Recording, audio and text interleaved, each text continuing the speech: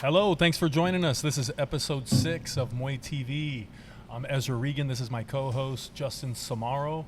And then today we're joined by special guests Tylor Lloyd and Encho Timoteo. Tylor and Encho are prominent figures in the California Muay Thai scene. Tylor, an unbeaten 3-time champion at 135 pounds, and his training partner, Encho, contender at 118 and looking to challenge for the local title. Both of these guys and myself just got back from Arizona, and it's great to have them on. There isn't much media coverage with these two, so we're excited to dive a little deeper and learn more about these two. Gentlemen, thanks for coming on. Thank you. Yeah, guys, thanks for coming. Yeah, thanks for having us. So I think I have 3 of the oldest active amateur fighters right here, right now. Yeah. Quite possibly, yeah, right? I mean, right, you guys are all in we're your in the 30s. Yeah. How old are you, Ty? I'm 31 now. Encho? Yeah. I'm 30. 30. Yep, I'm 34. Yeah, and so, I mean, all the experience, and look, we got you all in a panel lined up. Pretty fucking cool. But yeah, Ty, let's start with you. A big break for you, 5-year hiatus. Yeah. And now you're back. I'm back. That was huge. That was so fun to watch. Highly anticipated. I wasn't sure how well I was going to do in the fights, but I did pretty good. Yeah. Pretty good. Yeah, you did. For a 5-year layoff. So your first fight, who was that against? It was 'Cause you had with- 2 fights, right? My first fight was with Corey, Okay. and then the second fight was with Isaac. Yeah. Yeah. But can we go back, Ty? I mean, me and you both know, but the people don't. Why the layoff? What happened? You're unbeaten. You had won the national and the local belt before, and then what happened? I would say COVID. COVID happened, and then I ran into some financial problems. So it was hard to just be in the gym and train consistently like I used to. But that's pretty much it. Just financial problems. Now I'm your manager, so I mean I know you went through that, but there was also some issues. You had a couple scary knockouts. And it was hard to get you fights after that. That was another thing that was stopping me from fighting too. Is people were dodging me for a while. Yeah. Did you have fights lined up that people actually were just dipping on? We had a couple fights lined up, yeah, and then eventually it was just hard to get fights. You know what I mean? I don't think they're just like cherry picking. So Yeah. and I couldn't just keep training and then putting off my financial problems, right? So I kind of was like, all right, I need to just put Muay Thai on the back burner for now and take care of business. Yeah. But I'm back now, so it's all good. Yeah, good. It's tough. It's tough as a coach and a manager, and I mean, you train the fighter, you manage. We built your record, an undefeated record, and such a talent, and then it's almost like a punishment. Like you had these results, and they were good knockouts, but it's almost like you got punished for the performance level, and kind of put away, and almost like wishing that you would go away. And it almost happened. Yeah. And you know what? It's hard to keep a fighter in the gym, especially these guys that really are fighters. That's what they train for. It's hard to keep them in the gym when you don't have something in the pipeline coming up. Totally. Yeah. So It's we a went grind. years. Yeah. I went years. He went 5 years, and I would have to go and find these guys. I would text them and call them and say, hey, let's go, stay in shape. I was still training though. Like I was making Right. those videos on Instagram of me in the garage just training all day and stuff. Yeah. Yeah. Well, when I you was like, came no. back, I was like, no, champ. No Instagram videos yet. You're the champ. Like, you're better than that. Yeah. Well- don't show him the sauce. Yeah, I mean, training with you though, we were anticipating seeing you fight again. I know everybody was. Yeah, I mean, Yeah. you'd come in and you'd put in great work and you'd kick our fucking asses, and we were like dying to see what you get back in the ring, and so we were stoked to hear you going to Arizona for that. Yeah. And being undefeated and having a 5-year layoff, that was making me like even more nervous to get back in the ring. I bet. Yeah, Yeah, because that's I know a long lot layoff. of people they're probably thinking, oh, he hasn't been fighting for years now. Maybe I can get him. Yeah, I had several of those, and that's exciting. There's a whole new generation, and they seem game and up for the fight. Yeah. But Well, Isaac definitely was. yeah, that's for sure. Yeah, he was game. Yeah. He punched really hard too. Yeah. Yeah. My But, ears were ringing. My nose was bleeding. Oh, really? Yeah. Yeah. So. Well, hold on. Okay. I don't want to get too But far. Ty, yeah, hold on. one more thing. Okay. And this involves Encho as well. What about the corner? Remember, we had the corner, and then that was definitely a problem because I thought I was out of the game. As your coach, the team broke up. Yeah. The corner closed. Yeah. That definitely affected your career. It did. I wasn't sure. I'm loyal to you. You know what I mean? So I was like, I'm not sure what he wants to do right now. But I took some of the team to Legacy Muay Thai, but that was just for a month, and then you were back. You kept training us, and you know what I'm saying. So Yeah, that was an interesting season, and the seeing you guys training at the other gym, that must have been interesting, and those guys must have thought they got a bunch of champions. Yeah. But maybe, and at that point I didn't know. I was living in the Bay, and that was all happening. Yeah. And yeah. So would you come back from the Bay to train him in the park and at that dungeon gym and stuff like that? Yep. Yes, I was commuting. Wow. I was commuting and going back and forth, and wasn't sure. Everything was up in the air, and then COVID hit, so that was a real backbreaker. But Ty, Inch, you guys are old pals. You guys, outside of the gym, you guys have known each other for a long time. Yeah. More than since we were 13. So it's been a long time and long journey. Where did you guys grow up at? Over here in Antelope in North Highlands. Okay. Yeah. And you guys I grew went up to all school over. together? Well, we both grew up all over North Sac. So, but yeah, we went to Wilson C. Riles, but that was about it. We went separate ways in high school and stuff. So. Okay. Yeah. Yeah, I've known him since I was like 13, and we've been at it since. Soccer teams, Muay Thai. Okay. Yep. Yeah. Now you guys have been together since the beginning, since I started training you.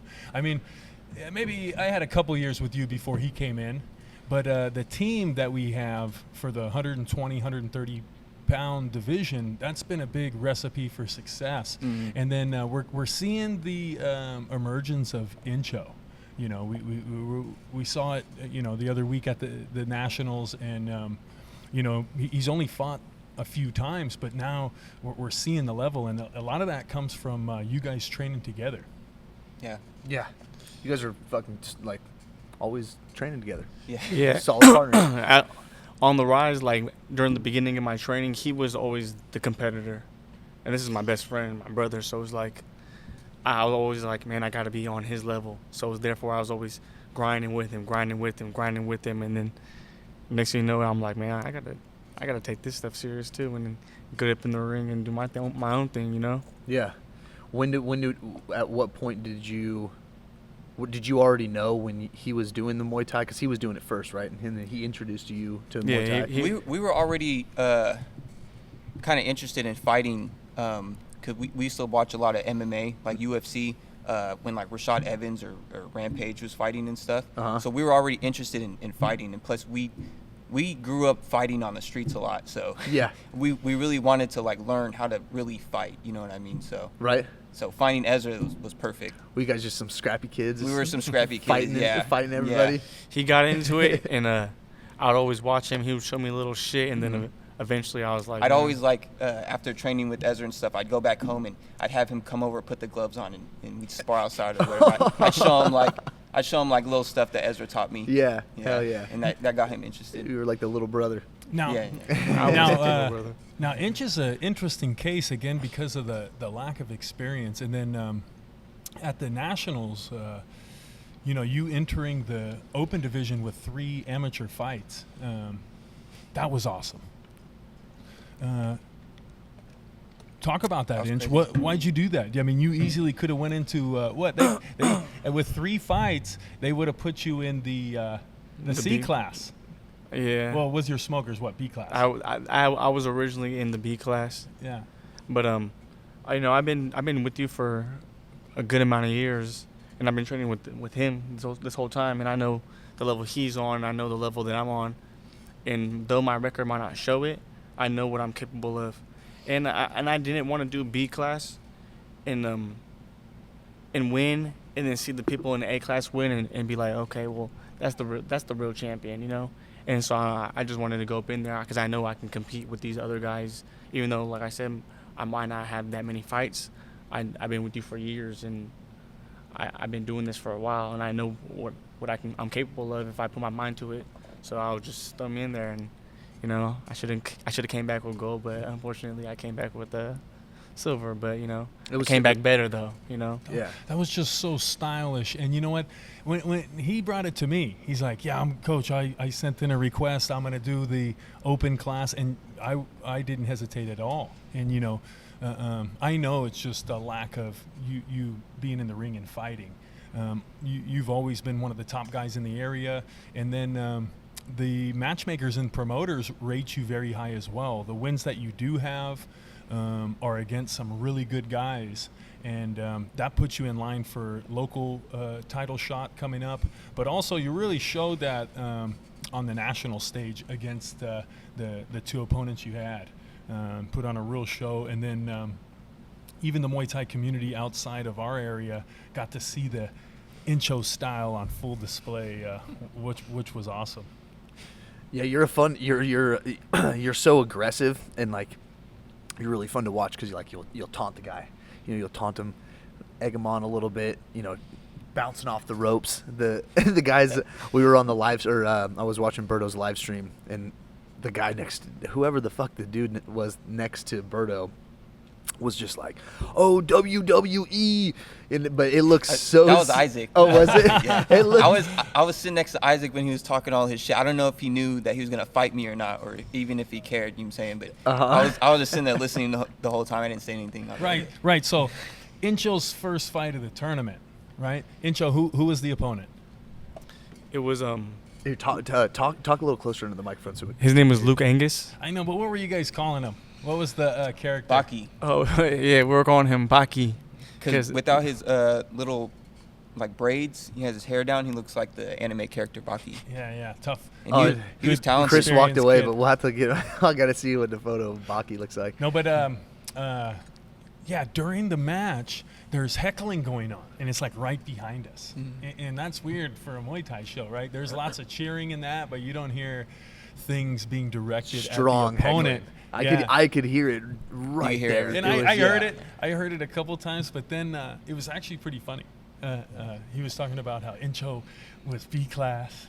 And look at him, he's off the ropes. He thinks it's WWF, and it was pretty funny. But also, Encho was putting on a show. So dude, it was It was so fun. Did you rock back? Boing. Yeah. Throw that elbow in kind of there. added to the entertainment. It was fun. We knew Isaac's game. You know, Yeah. we knew the trash talk game. Dude, okay, so Isaac, I met Isaac in Tahoe. His group was fighting in Tahoe about a year ago. And I was like 6 hours into like 8 hours total into the sauna. And I was dying, right? I was like, it was a bad weight cut for me. I did not know what I was doing. How much weight did you have to lose? I didn't have to lose that much. I think it was only like, 14, 15 pounds. In a day? In the day, yeah. Were you using like sweet sweat or like the? Yeah, I had everything, dude. Yeah. I was in like a sauna suit. Oh, I was doing everything that I possibly could. I was like walking up all cramped and like sucked in. I looked terrible. My fight photos were awful. But so Isaac was in there they got in there about 6 hours into my session. So I was just like dying. Just dying. Yeah. And these guys come in all fresh and their dudes are all dying and he's just in there all pumped up. Yeah, just to support, and he's just talking shit. He's like, I'll fight anybody right now. Like, I'll take any class. I'm overweight, but I'll fight and blah blah blah.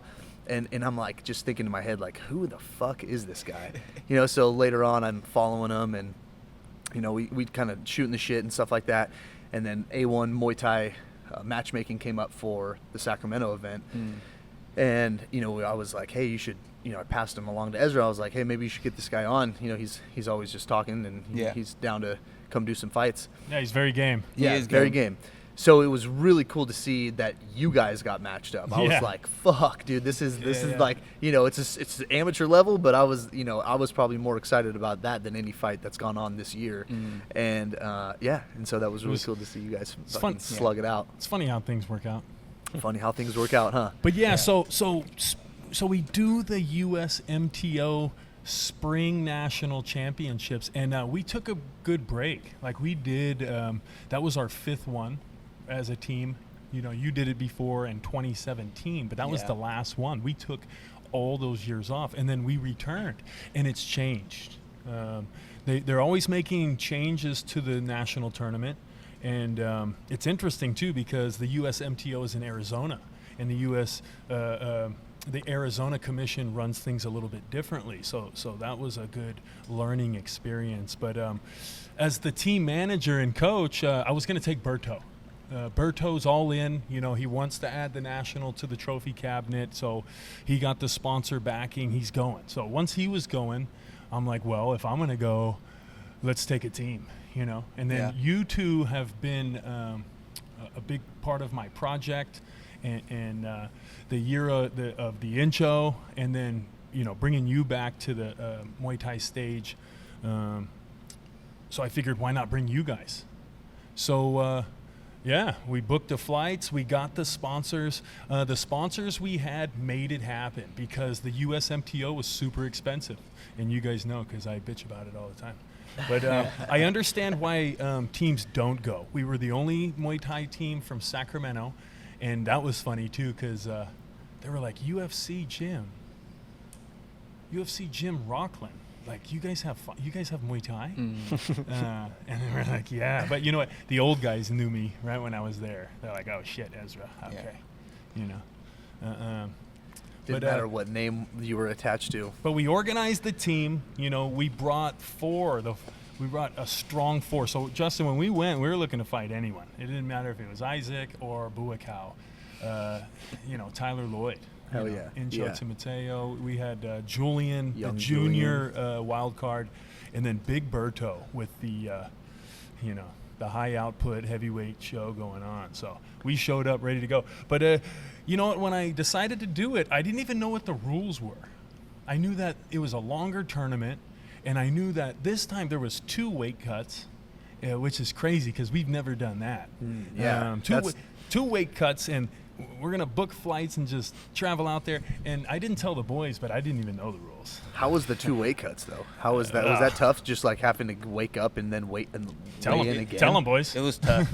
It was tough. Because you wanted to eat some food I wanted that to day eat. one, right? Well, we were already cutting weight like 2 weeks before, like prior to the double weight cut. You know what I mean? Like, me and him were hitting the sauna like every day after training, twice a day, running, hit the sauna, and just we did that for 2 weeks. And then when we got there, I think I was like maybe like 3-4 pounds over the weight, so I just had to cut that last 3-4 pounds. But then the worst part was the second weight cut, because after the fight with Corey, after our first fight, we couldn't eat. I mean, we could eat a little bit and drink a little bit, but we couldn't like fully rehydrate. And then we had to go back into the sauna and cut that weight off. Yeah, that's rough. And recover from the fight that you just fought. It was difficult, and it was dangerous, but the boys got it done. Yeah. Encho was in the backyard cutting weight. After his first fight, this guy, he just was shadow boxing, wearing the sauna suit. The guys staying next to us in the next house, they seen him in the backyard, and they didn't know what was going on. They locked themselves inside. But you know what? These dudes are crazy. We showed up with the right mindset, and the team was really ready to do whatever it took to bring home the belts, and that's what we did. But it was definitely dangerous, and it changed the game. But yeah. What was your weight cut? How much? What did you weigh in the first day, or how much did you have to cut the first day? You didn't have to cut that much. The first weight cut wasn't that bad. I made weight, but the second weight cut for the same day one, that one was kind of bad because after my fight I couldn't really eat nothing, and I had to cut weight. So like right after the fight I went straight to cutting weight. Yeah. You know. Yeah, as the coach, it was tough, because we had to have him on weight. We had to fly there, make weight there. They fought, and then immediately after the fight, we had to go cut weight again. I had to put him to bed on weight, and then these guys wake up the next morning, weigh in at 7 a.m., and then they're fighting by noon. So it was tough, but hey, it's the national, so we knew it was going to be difficult. Everybody else was doing it too. Everyone else has to do it. Now, Tylor, let's go back to your fights, or let's go to your fights. Your first fight, it was against a really talented fighter from Pure Heart Muay Thai in San Diego. Really good gym. Love that gym, and the coach down there doing a great thing with the youngsters. Tell us a little bit about that first match. That first match, well, for both the fights, I wasn't really nervous, which was kind of alarming, right? I mean, I was talking about that the whole time. Like, I didn't feel like that urgency or like that fire in me to, like, even though I haven't fought for like years, I wasn't like, I want to get in there and fight, or I wasn't like scared, which was kind of weird, you know what I mean? I wasn't sure if I even still wanted to fight, but after I got in there, I felt like, it was just muscle memory and just instinct, and I felt really good. My hands did feel kind of heavy from the wraps, yeah. So that's why I wasn't using too many hands. So I was just sticking with the leg kicks, and worked out good. Now, your first opponent was extremely tall. He was, yeah. And you pretty much put on a leg kick clinic. Just spam B. Which works so well.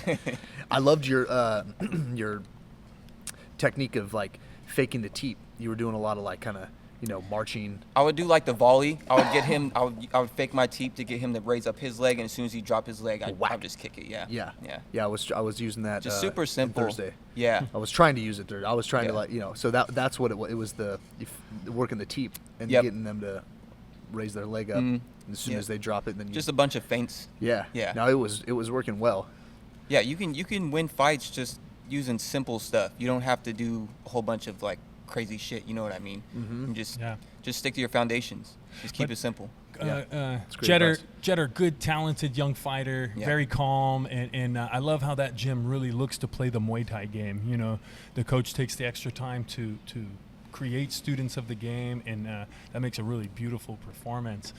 Second round, again, we already mentioned Isaac. That was a totally different looking fight. You were looking to do more damage and use more weapons.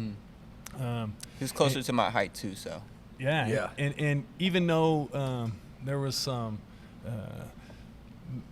trash talk and some questionable antics going in, we knew it was going to be a tough fight. Yeah. Well, let's hear more about. I want to hear a little bit more about Encho's experience on here. Encho's first fight we talked about. The second fight, we fell short on the cards, and the USMTO had open scoring, so we could kind of see the round by round. That was cool. That was new for us. We don't use that, and to tell you the truth, I couldn't really see and figure it out from the distance we were. Oh, okay. But Encho in the finals.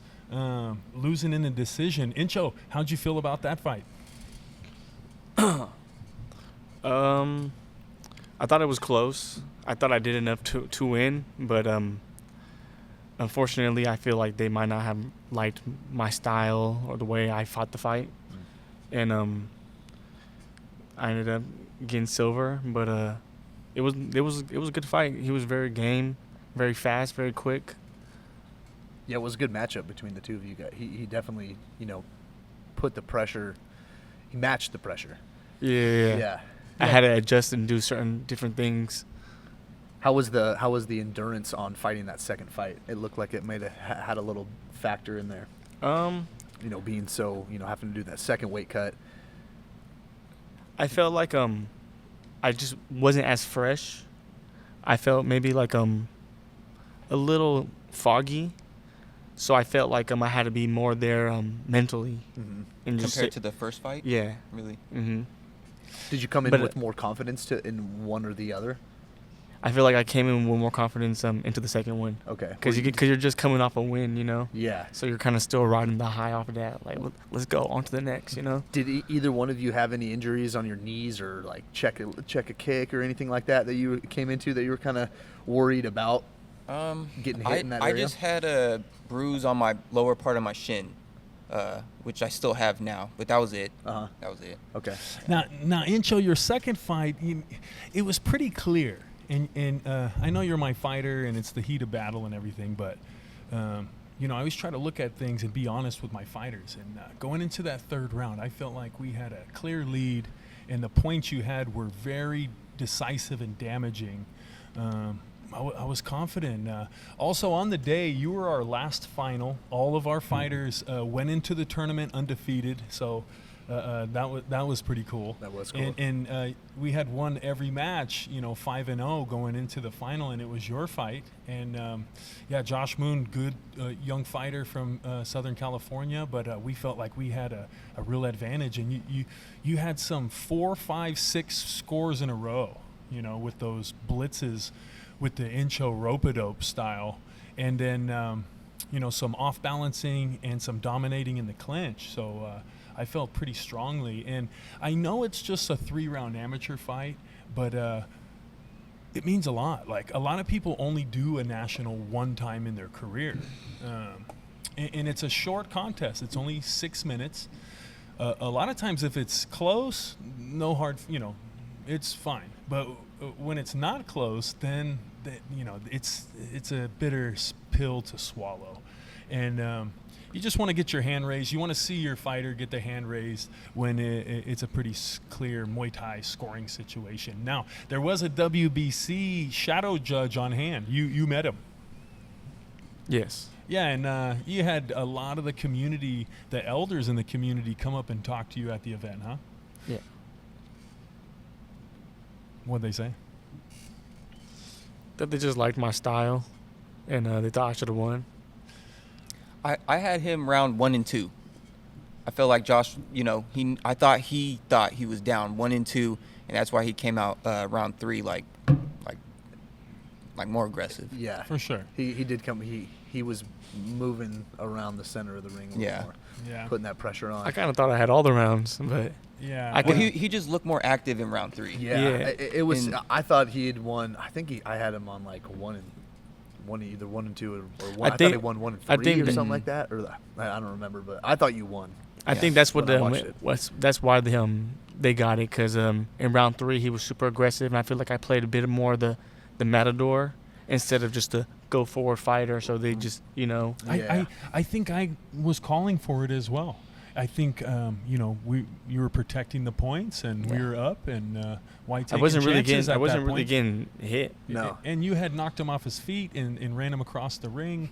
Looked like he was getting attacked by a bear. Mm-hmm. So swarm of bees. But yeah. But Encho, you proved your level, and you've proved your ranking, and you're definitely a contender at that weight. And the title shot you have coming up is deserved, and we're looking forward to that one. But overall, I think the USMTO for our team, awesome. I love the experience, and Scottsdale. Who knew Scottsdale was like Beverly Hills? how was it's like an Adobe, but Beverly Hills. Beverly Hills. Bunch of hella nice cars. I loved sexy it. women. And Man, super we were nice. like, So we were nice. shocked. Like it was incredible. They had 2 Ferraris parked outside every breakfast joint in town. Damn. Yeah. Yeah, that movie, Mr. and Mrs. Joneses, or Keeping Up with the Joneses, I think it is.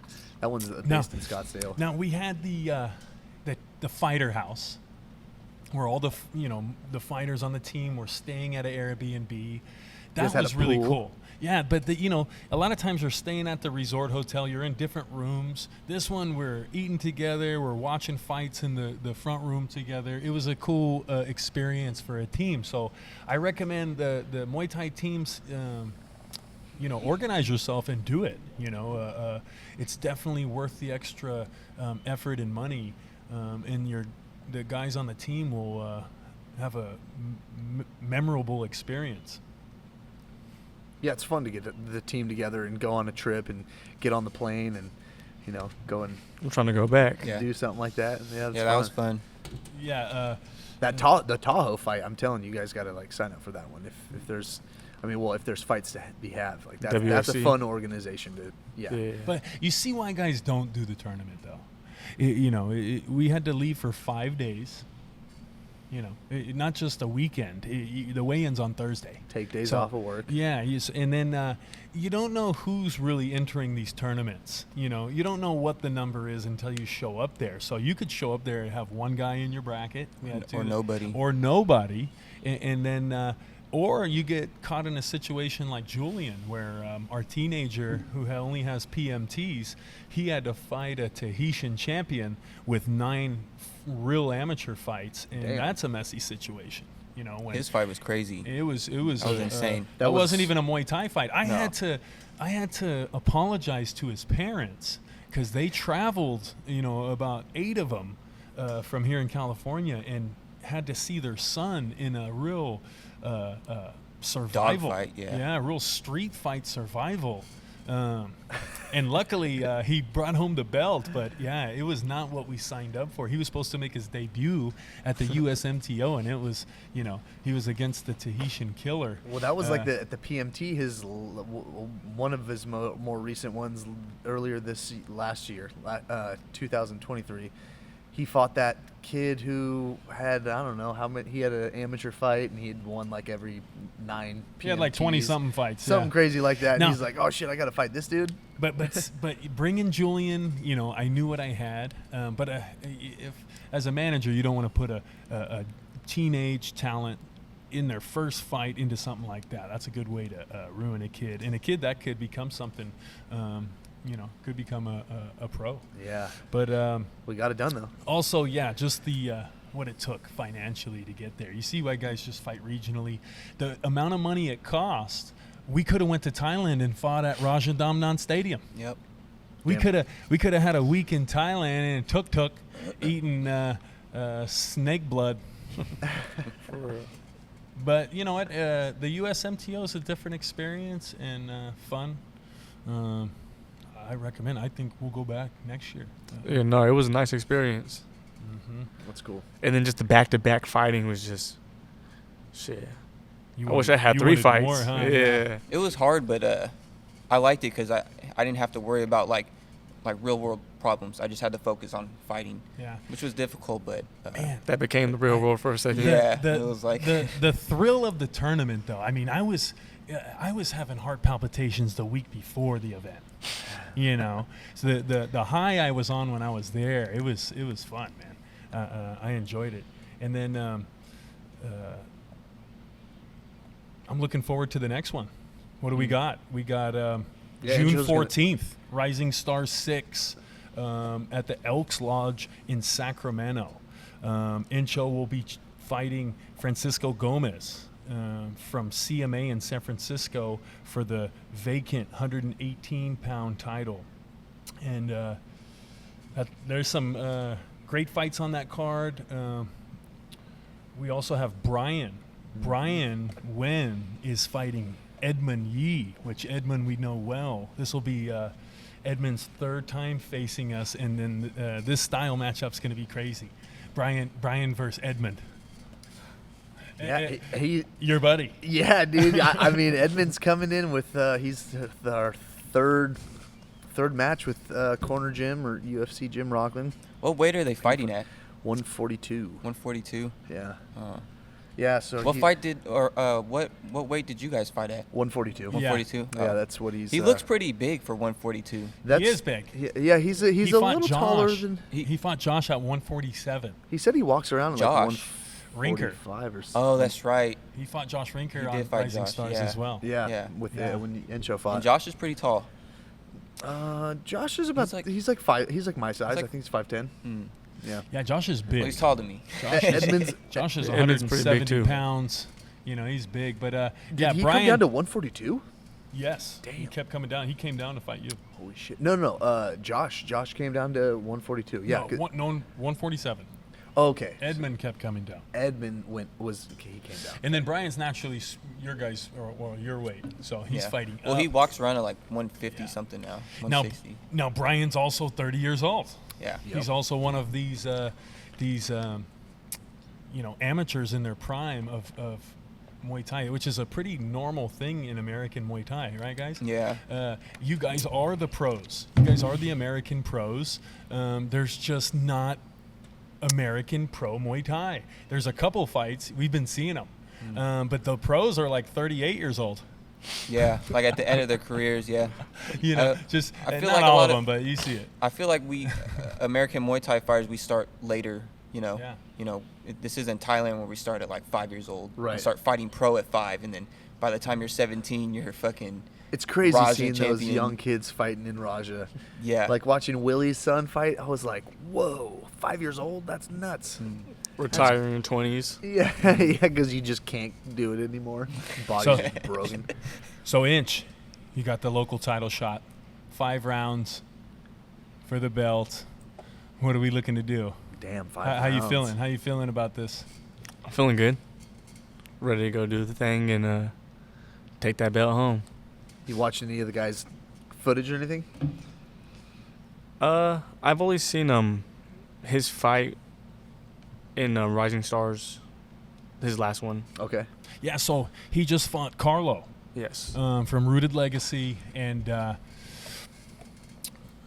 thought Encho was going to fight Carlo, but then I was wrong. So it's the Gomez matchup, but that was an interesting match. We know the gym well. He's from Coach Dave and Joe there in San Francisco, and they had some fighters on A1 Muay Thai 3, Okay. Matilda, and they have some traditional Muay Thai and a lot of good fighters, and that's going to be a fun matchup. More of a puncher against the ever-evolving Encho style. The rope-a-dope, Encho. Yeah. Encho rope-a-dope. I love that. The very next day, we have Big Berto going up to Washington. Berto's fighting for a vacant heavyweight Muay Thai title outside of Seattle in Ferndale, Washington, and he's going to be fighting Edwin De La Cruz. What date is that? That's the very next day. That's on June 15th. June 15th. I think I'm actually in Seattle June 15th. Yeah. So is that right? Yeah, I am.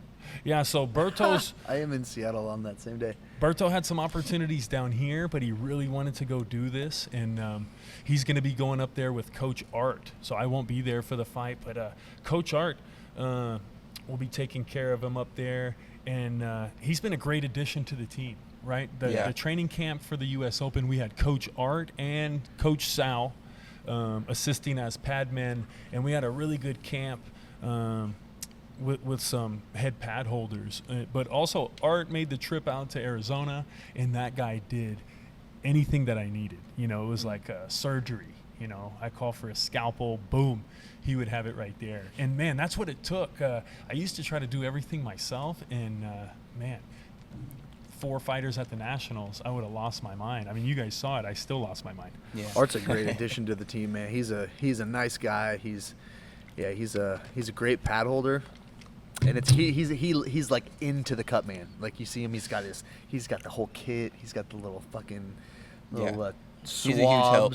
Yeah. He just he makes the corner look. Yeah. So Like a the corner cut proper man corner. is a dying art. It's a rare figure in the boxing world, and it's rare. You don't hear young guys saying, "Oh, I want to be a cut man. No. I want to be a corner cut man." And I got kind of picked.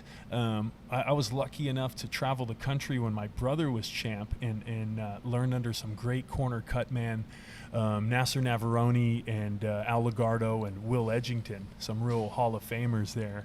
And I didn't even want to learn about it, and they kind of forced it on me. But when I met Art and he was, so into it, I'm like, this guy's awesome and valuable because he wants to wrap your hands. He wants to work on your cut. And other guys are just, they want to go to the fight and hang out in the crowd. But he really wants to work that corner. Yeah. You know? That is cool. Very valuable, too. Make sure when you got a cut man like him, make sure you tip him. even $20. You know, he probably spent $20 on the hand wrap gauze and tape. So, Tip your cup, man. yeah. So what do we got coming up? We got a bunch of fights. We just had some fights, like the Usyk Fury, the heavyweight The Bombers. battle. That was cool. That was a good one. Did you boys watch it? I watched some of it. Highlights. I just watched the just seen highlights. the end. Yeah. Jay, did you see it? Yeah, I watched. I watched the first 3 rounds, but I watched the highlights. So I didn't get through the entire fight. Chris, can you pull it up? Yeah, which one? You sent it, right? The Fury, yeah, the Fury Usyk. Some of those highlights. We got who was that guy that you said the dude looks like without the do-rag? The anime character? Baki. Baki. I'm like, who? Yeah, this. It's like an older anime. Yeah. You had it up. It was those big guys.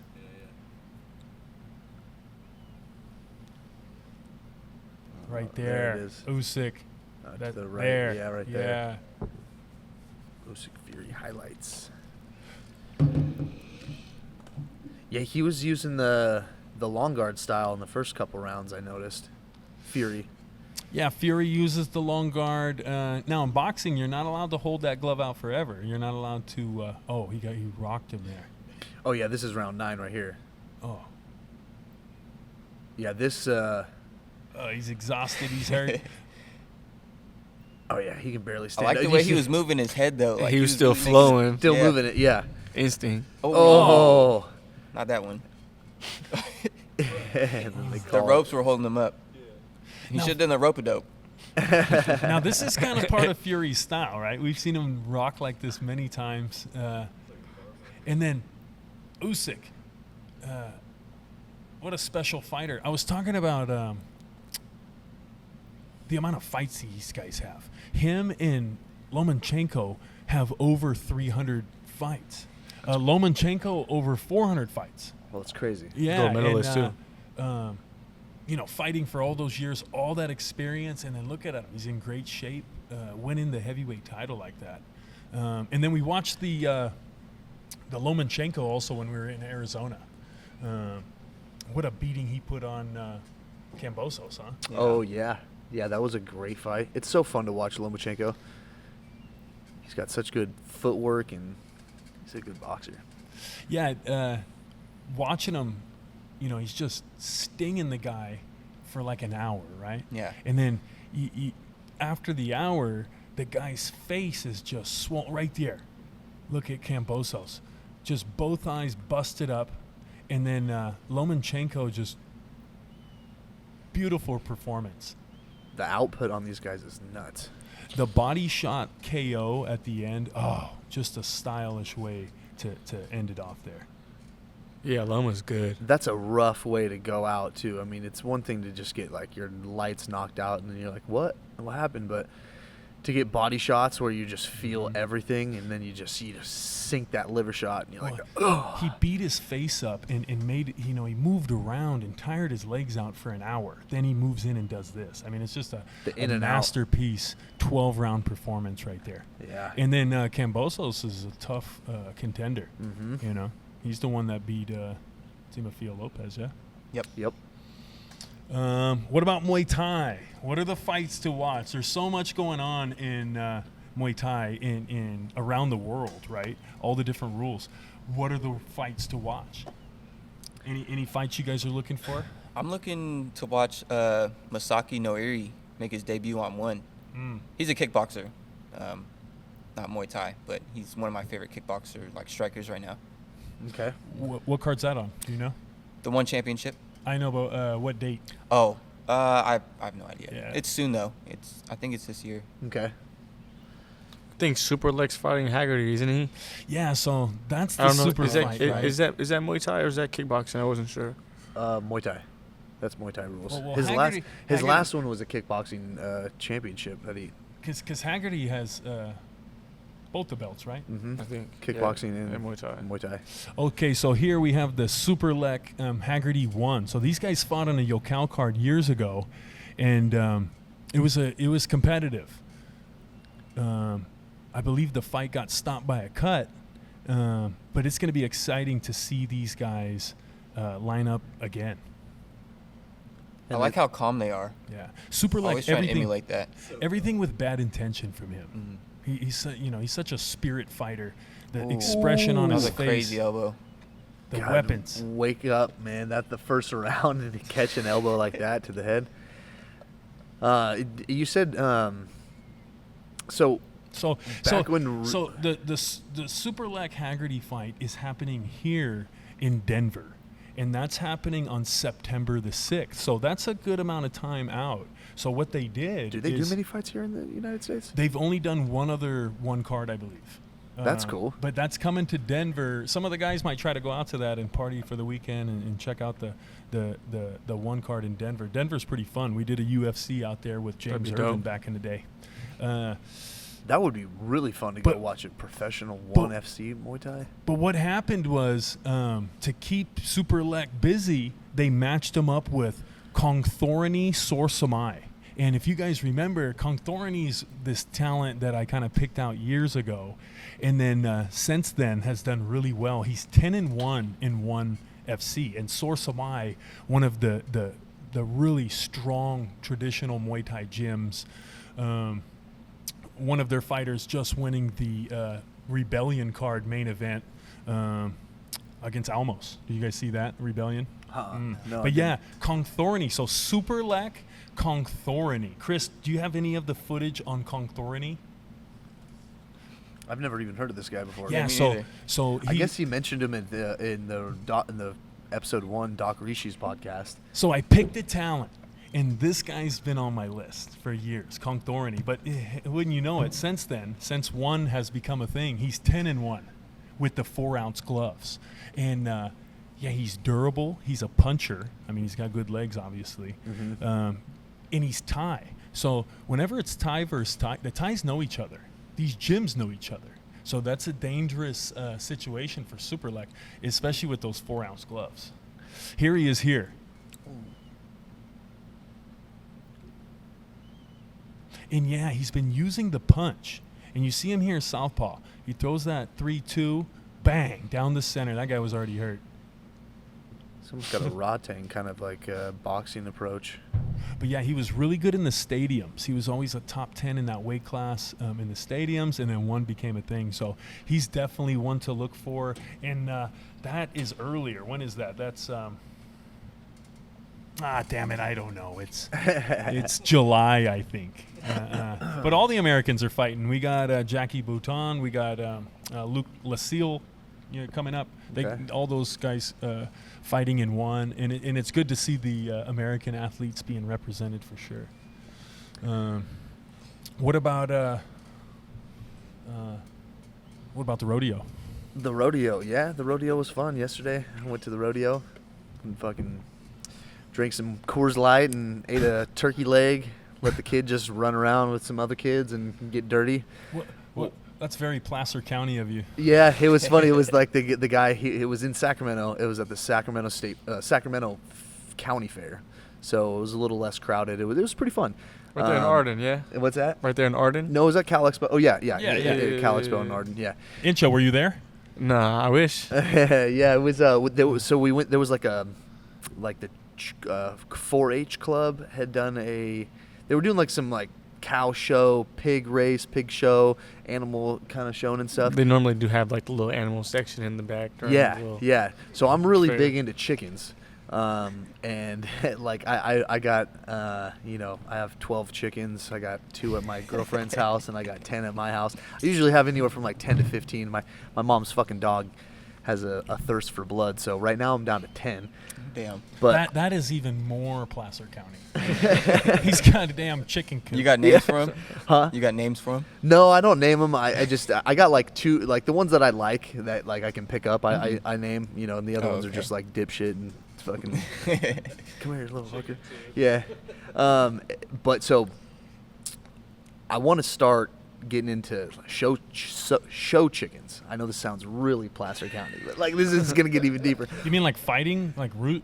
Well, like I mean, Like pageant? I mean, Like- I can't really say that, but I mean, So we can, Mexico. I've been there. The fighting roosters is very entertaining. It's really cool. I don't want to get too much into that, but yeah, that's cool. I do like that. I might, but the show chickens are fucking sick. Like there was all different kinds of like these. So these bantams. They're look up a bantam. A bantam rooster. They're just the most beautiful fucking birds, man. And they lay all different kinds of eggs. So I'm kind of getting into the show chicken kind of stuff. I'm gonna Chickens are such a weird bird. They're dinosaurs. They are. They are a They trip. really are. They're so dumb, but so they're the coolest animal because they give something back to you. So if you imagine coming across a flock of chickens. Like you were the first one to find some chickens, and then these things, you follow them around. They drop these eggs, and then you start eating them. And you're like, dude, what the fuck are these? And then they're like that's a cool one. Look up bantam though, bantam roosters, so you guys can at least just see what these are like, and then I'll shut up. But yeah, the chicken about bantam, Tam. The chicken is ancient. And all the trips to Thailand, you always see the roosters. You see the Go down. the cockfighting is part of the culture, and these birds do look like a dinosaur. This person has them in their house. What the fuck? Okay. So there's Look a at- lot of different that's kind your- of like bantam roosters, but the bantam americana That's a pretty ugly rooster there. is like this. That's not the champion. I hope not. No, like it looks more like a pheasant. Like if you look on Yeah. Google Images, you'll see something more like instead of YouTube. But anyways, yeah, the rodeo was fun.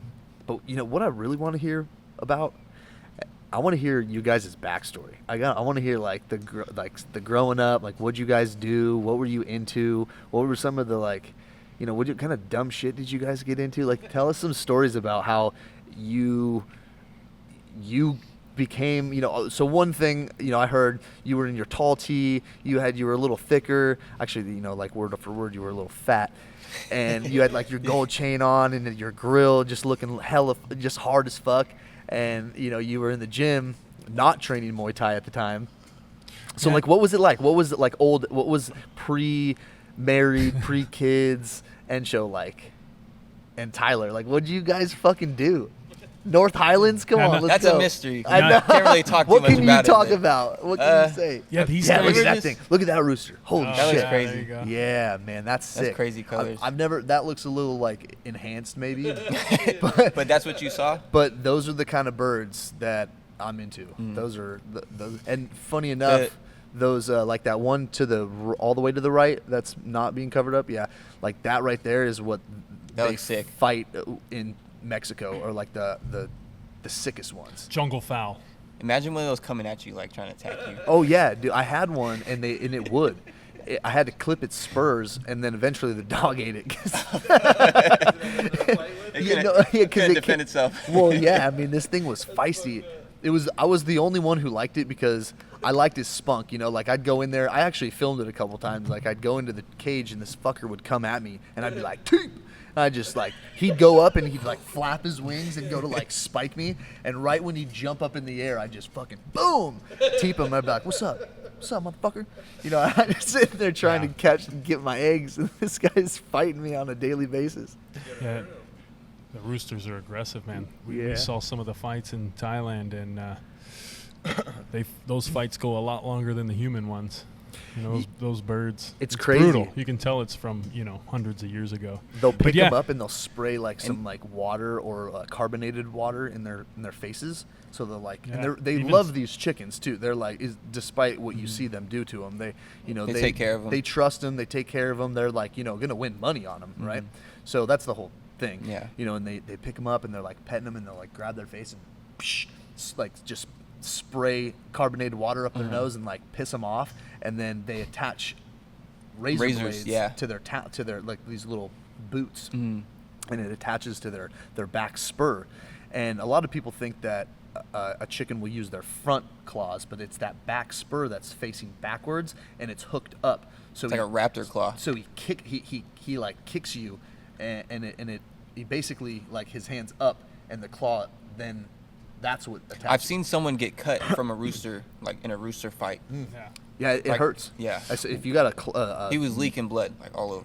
oh yeah, if you got a knife on it, yeah, I bet those are. I think they're just razor blades. Yeah. I don't know exactly what it is, but We were learning some of the species are pecking birds, and some of the birds are kicking birds. and some of them will And peck then the eye there's out. different breeds, and they have different tendencies. Not to go into it too much, but yeah, Yeah. around the world there's different rule sets, and it's a serious game. There's a lot of money on the line for them. I'd imagine more in Thailand. Yeah, And but- this was just like a backyard one that I went to in Michoacan. It was like, it was like a Saturday night barbecue. It was really Yeah. fun though. But Despite people and their animal love, but it's a fucking chicken. It eats so many chickens. back to the mystery. These two, and you know what? It's great to have them on because these two, not much is really known. These guys are from the Muay Thai influencer era. I thought he was going to say the projects. Well, that too, but they were never playing that game where they have a bunch of content about themselves. They would just fight, and I would promote for them. It would be stuff that the gym and I posted about them, but they really don't post a lot about themselves. And Yeah. I think that's part of their mystique, and the fear factor with these guys is not much is known about Tylor and Encho. Is there anything you guys want to share? I could say when we were younger, we were just like thugging, Yeah. That's as much as I could say. We were just like some rough kids, you know what I'm saying? Yep. But Did you grow up with both your parents?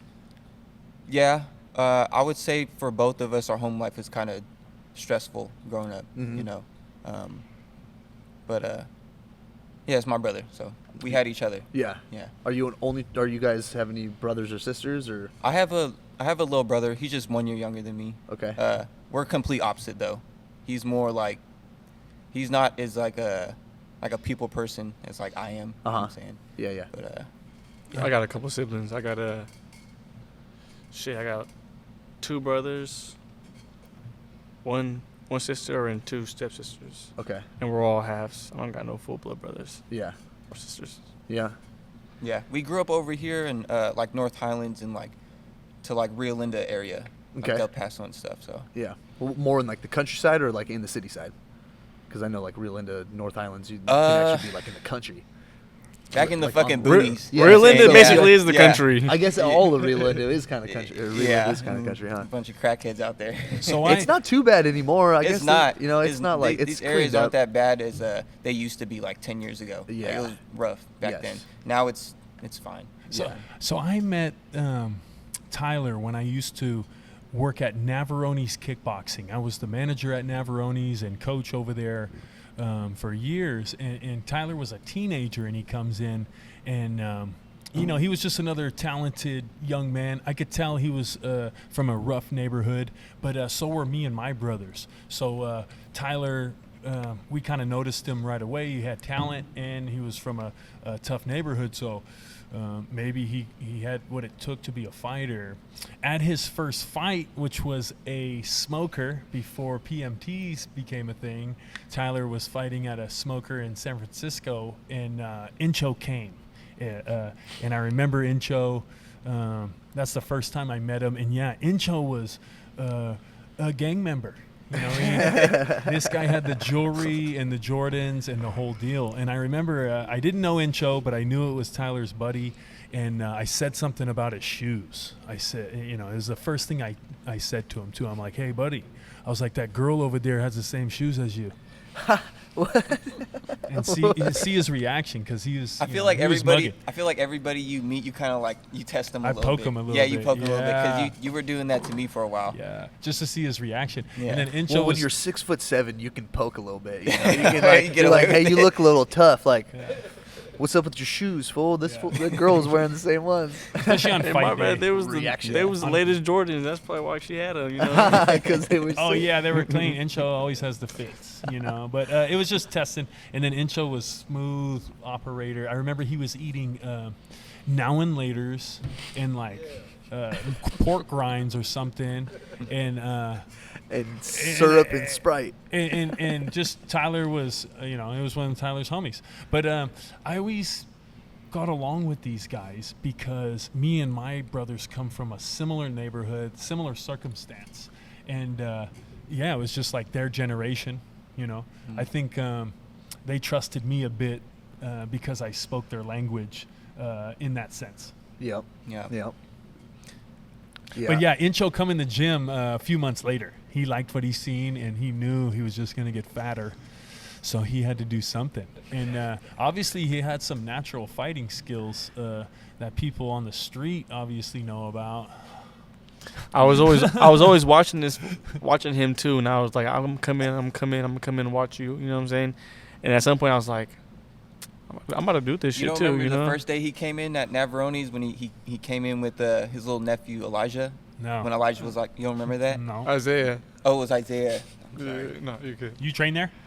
No, I came and watched him. He I was rode a watching him bus. for a minute, He was like, yeah. I think you were like 16. Yeah, I rode the bus with my He rode the my little public nephew bus in a from- stroller just to watch this fool come train and Yeah. shit. That's hella funny. Yeah. Yeah. That is some hood shit. But then they had a group. They had Isaiah was like 1. you had a little. You guys, On the know. public transit. I'm just taking this little baby over here just to watch him go kick it with this fool. now, when I opened up the corner, I left Navaroni's, and then when I opened up the corner, these guys found me. On Twitter. They found me, and I opened my own gym, and so they come over there and started training.